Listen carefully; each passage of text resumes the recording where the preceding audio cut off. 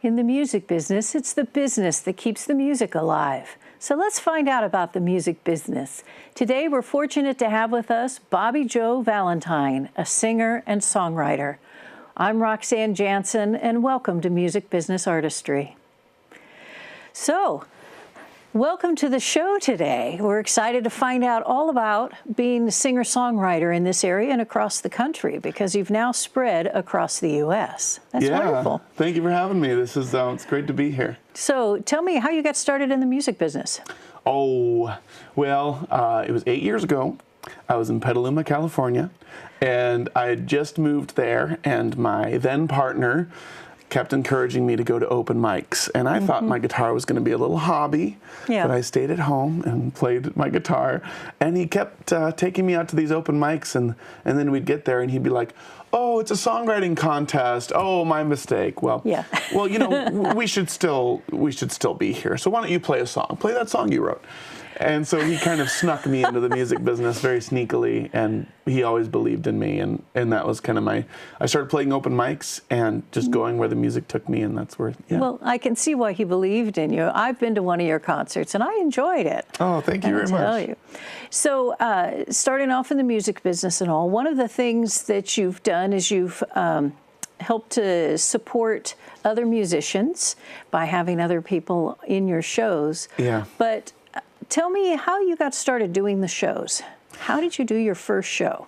Oh, that's a good question. Well, when you're just starting out, you're playing for anyone who will let you play. Yes. And at the time, if you want to turn it into a career, you have to play for the people that will pay you a little bit of money.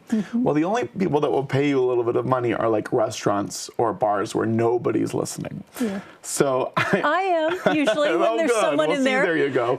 You're actually right. There's usually one or two stray, wonderful listeners or a couple that's listening. But I knew that my songs were ones that you had to listen to the whole way through to really get it. And so I was like, well, I don't want to do those anymore. And I made my first CD. And I said, well, what I'm going to do is offer free house concerts to people up and down the coast of California. And then if they like the music, they'll buy my CD. So I'm going to interrupt you there to see if they like your music. You brought your guitar today. We quickly set up a mic because we were so happy you brought your guitar. Tell us show us what people, and if you could give us an introduction about the song, because I understand there's a story. Yeah, so this song is called Ungrateful, and there was a contest called the Next Level Music Industry Contest, and it was held in Sonoma for Sonoma residents, but it was a Nashville producer that was judging, and 288 contestants put in songs. 288 songs were considered, and I was the lucky one that they picked out, and this song was the one that they chose. So some amazing Nashville artists recorded it. It's going to be released, and I'm very excited about it. And I thought that's kind of the songwriter's dream, right? It is, you know, or the start of one anyway. Yes. Yeah. Okay. Well, we're looking forward to hearing it. All right. So here's Ungrateful.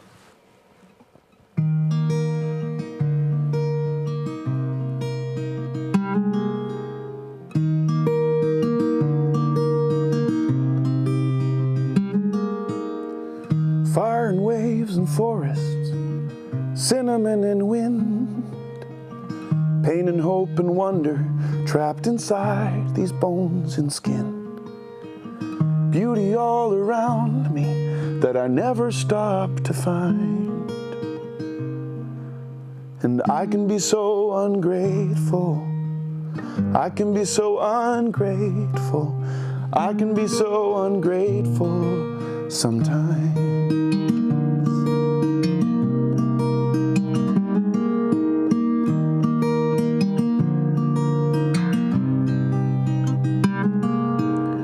I hurricane through hours with 100 things to do, craving these few moments when the only thing is you.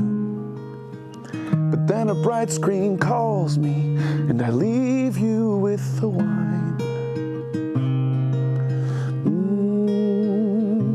Oh, and I can be so ungrateful. I can be so ungrateful.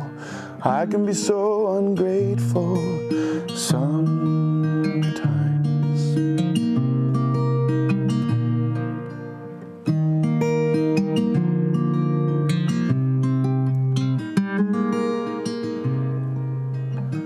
finally make it back from all the songs and shows and sparks. And you were home from work and watching TV in the dark. Stumble through the doorway after tour for weeks and weeks. Drop my heavy suitcase, kiss your hands, your mouth, your cheeks. And the moon's a golden beacon on the ocean of your eyes. And I can be so ungrateful. I can be so ungrateful. I can be so ungrateful sometimes. But sometimes.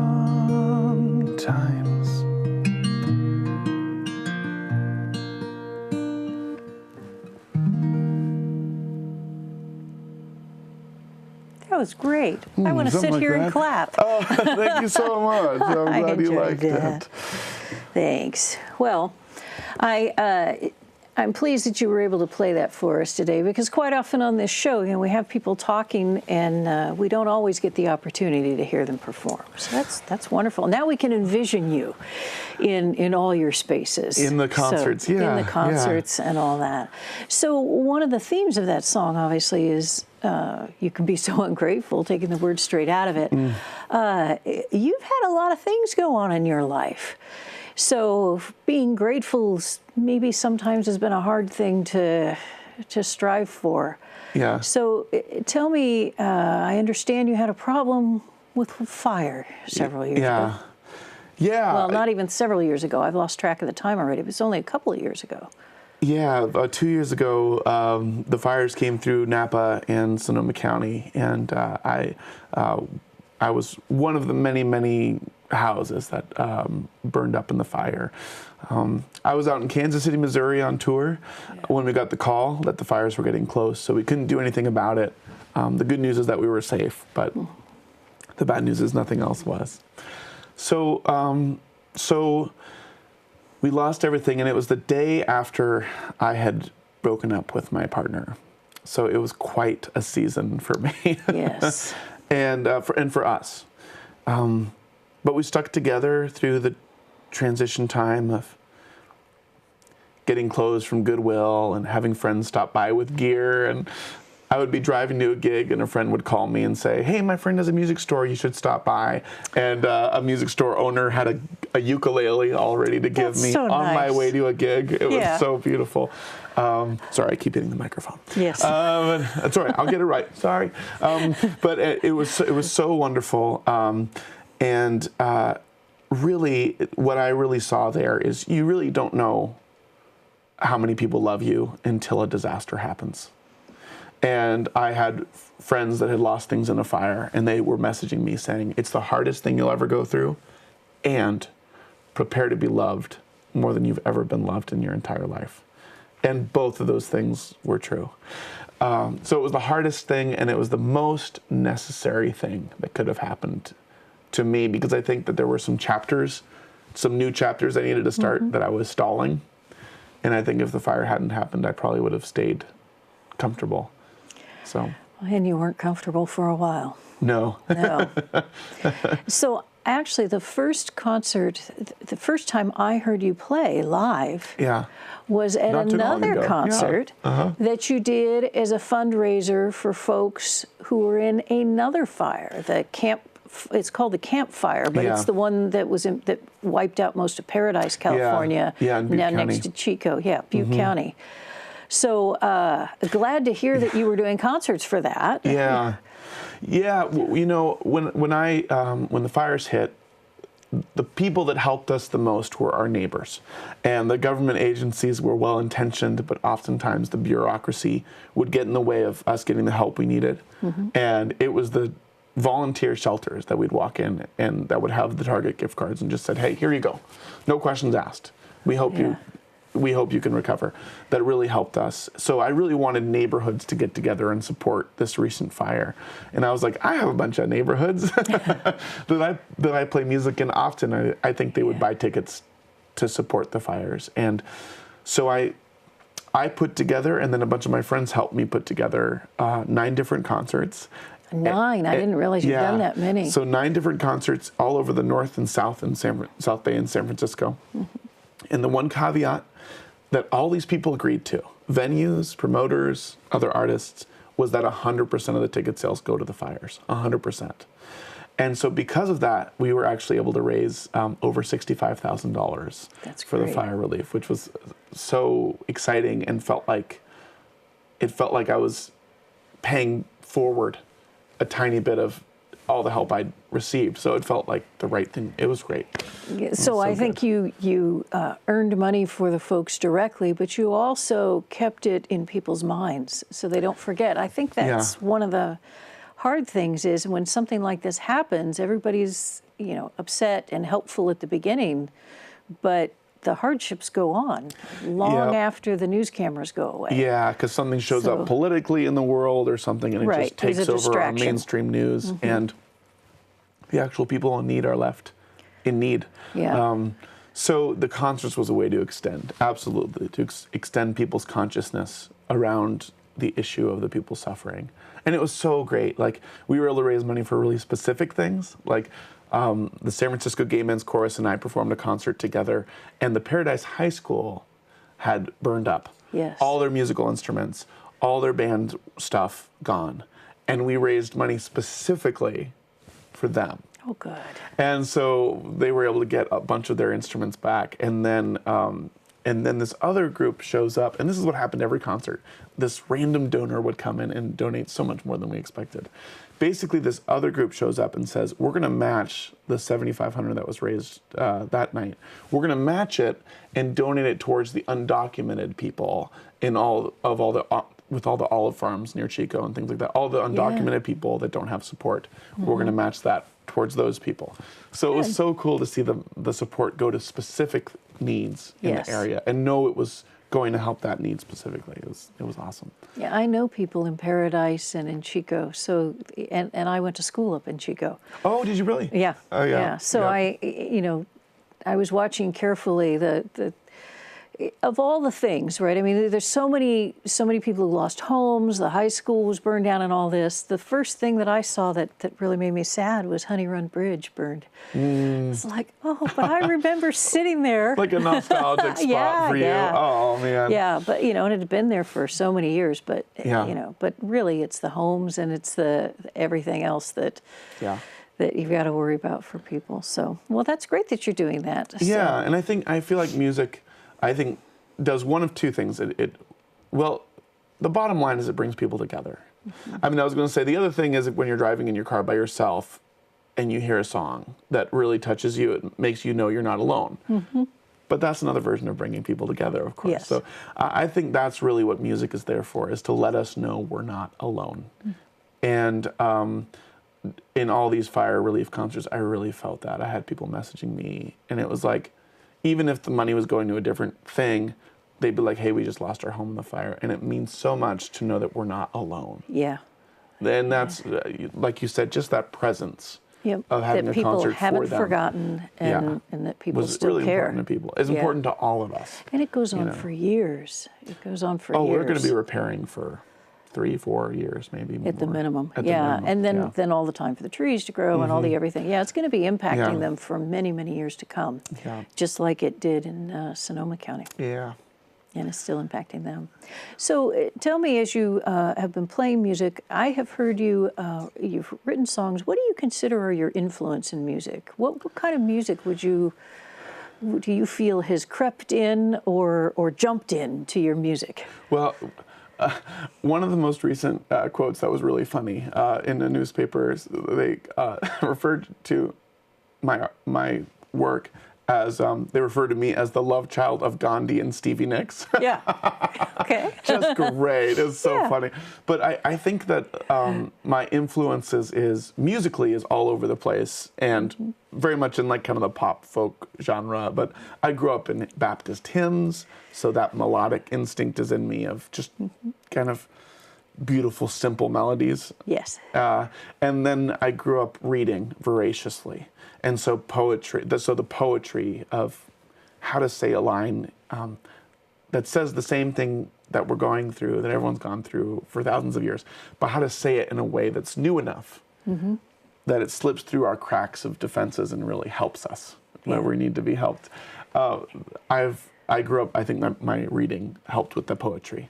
So Baptist hymns, poetry, and then when I was 13 or 14, I stumbled upon one of those FM radios, and when my parents had gone to bed, I would sit there and listen to alternative rock and pop for 2 hours. You bad child. When you were supposed to be going to bed and everything else. Thank goodness, you know. Amen. Thank goodness that I started listening to that, because then I heard the marriage of a good melody and emotion and lyrics, and I said, I want to do that. Like, that's what I want to do. And I don't think the dream ever really coalesced until I was about 23. I had a detour where I wanted to please my Baptist parents and went to Bible college and was a music director for a couple years of a church. But thankfully I found my way to, I think, my most authentic way of sharing, which is the music. So it's a smorgasbord. I hope that answers your question. It's kind of all over the place. Well, it's nice, though, that you have the background of having been a music director and hearing different kinds of music and letting it all come together. Yeah, so, I was going to mention, I know this show is a little bit about the music business, and I can say that as an artist who's doing this full time, it's so tempting to stop listening to music, not just because you're in the work of it.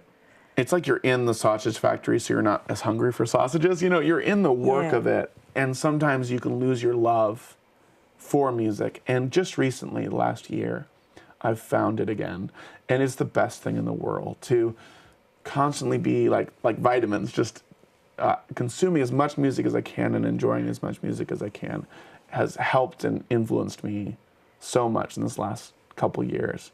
But it's easy to lose it in the business of it. Yeah, I think you're right. I actually know some people who've quit the music business just because it got too much. Just got too much. Too long of hours and too much intensity. Yeah. And in between many people on the point where they can make a full-time living, right now there's this really large swath of middlemen who are selling you the idea of getting to the next level, but don't have it. And so they'll take all of your hard-earned money and they'll use it up without you getting there. And that's why a lot of people end up getting burnt out, whether it's a record label that can't really deliver or a manager who wants you to sign away 10% of your gross before any measurable promises. This is really common. You can be tempted to think that's the way it works, so you kind of sign your soul away. And then once you've given away that piece of your soul, you don't really want to do it anymore. I know some friends too who have struggled with that. So how have you resisted that?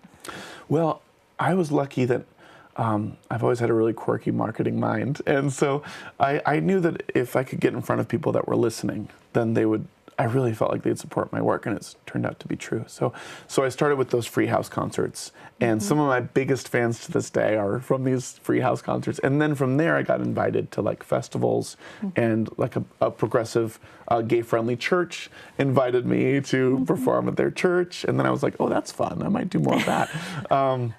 That kind of marries your parents' goals from the past and the modern one. Exactly. So that must feel good.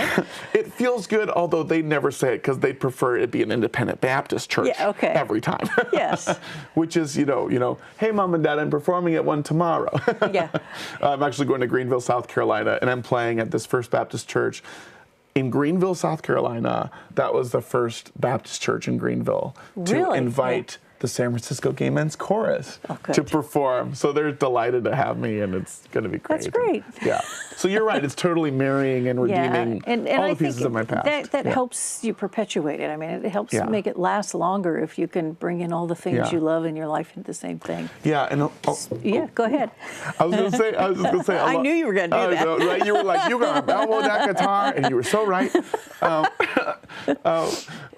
One thing I could say if there's any artists watching that want to see what really works for them is to do that, to tap into your story, your actual life experiences, and ask yourself if there are communities around the nation that are going through a similar thing that your personal experience went through. So I went through some things as a kid, and I wrote some music about like child abuse prevention. And now when I tour, almost every time I'm playing at a child abuse prevention agency that runs a fundraiser, and I get to do something I believe in. They get to have, hopefully, music that connects with their audience there, and it's just a win-win-win. Same thing with these progressive churches. It's like they want someone with a belief system that's mystical and open-hearted, and they're excited to learn something outside of their normal faith. So they're delighted to have me, and that taps into my past in a beautiful way. So I think if people just look a little closer at the lines of their story, their past, they'll actually find a couple things outside the normal music industry that they can start with. And from there, roots turn into trees, and trees start bearing fruit. And that's what is happening in my life right now. Good. So, yeah. I also have heard quite a bit of nature in your songs. Yes. Yeah, seems like that's a big part of your life. Oh, I love the ocean. I grew up 30 minutes from Bodega Bay, so I'm always out there writing something. And anytime I can get out in nature, some song's gonna hit me, guaranteed. Yeah, yeah. I find that if I don't get to the ocean, I was just telling my father the other day that I've got to get to Monterey. I haven't been there. It's probably only been 3 months or something, but so much has happened in the last few months. It feels like it's been way too long. Yeah, I know that feeling. So, yeah, got to get to the ocean. So, and I've been to the Southern California ocean recently, but they're totally different feelings. You know, got to get to that one as well, but you've also got to get to at least Monterey and further north. Yeah. Yeah, Monterey is perfect. Have you been out to Mendocino? Of course. Mendocino. So I made my second album ever in Mendocino. Oh, you did? Yeah, and David Hayes, who's Van Morrison's bass player, still lives out in Mendocino, and he jumped on my record. So on my second record, I got to say I had Van Morrison's bass player. So who else have you had? I mean, you had mentioned someone else, a drummer or someone? So just recently on Ungrateful, I had. It was music directed by the music director of the Grand Ole Opry, Wow. Reba McEntire's keyboardist, Big and Rich's drummer. There was someone else. Anyway, it was just all the wonderful people. Bonnie Raitt's electric guitarist. That really, and it was so sweet. So we recorded the song in Nashville, and then they didn't have to do this, but then they went out of their way to say that they really connected with the song, and it was just like, I don't know. It made me feel like there's still good people in the music business. And there are. There are. But sometimes they're hard to find. Yes. Because usually the louder ones are. Exactly. And that's what I was about to say, is that sometimes it's the quieter ones who really have you the just good never heart. know. So Yeah. you have to pay attention to the quiet ones as well. Yeah. There's this guy named Drew Pierce that if anyone in this area gets a chance, he runs a house. Now keep in mind, this could air anywhere in the country. Nice. Right? Yeah. So when you say in this area, you mean in the San Francisco Bay Area? San Francisco Bay Area, there's a guy named Drew Pierce, and he runs. So there's a big festival called Outside Lands, and he runs a house concert series called Inside Lands. Oh, Isn't very that good. the best name? Yes. And he's just this quiet champion of the hardworking artists that are saying something meaningful. And he's just been, it's like every time I have a show, this guy is there. It's amazing. And there's fans that honor me with their presence at almost every show. I can just count on them being there. And don't even have to really go out of my way to ask them. They just show up. Means the world. I did hear you mention earlier, so I want to make sure we find out that you're starting a nonprofit about music. Yes. So I'm really excited about this. So the summer of 2019, I'll have launched the Rest.world. And so say that again. So it's the Rest.world, and that's actually the website too. Okay. So it makes it easy to remember the website. But it's specifically for the artists in the world that are overlooked and underserved.